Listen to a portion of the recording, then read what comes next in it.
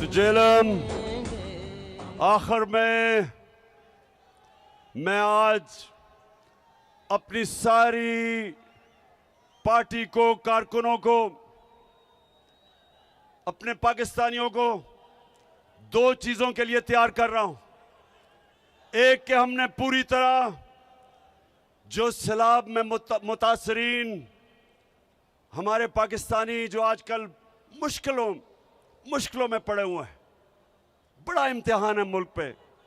एक हमने इन सब की मदद करनी है, सारे मुल्क ने मिलकर इनकी मदद करनी है। आप तैयार हो सब मदद करने के लिए? और दूसरा, सब तैयार हो जाए इस मुल्क में हकीकी आजादी की जद्दोजहद के लिए।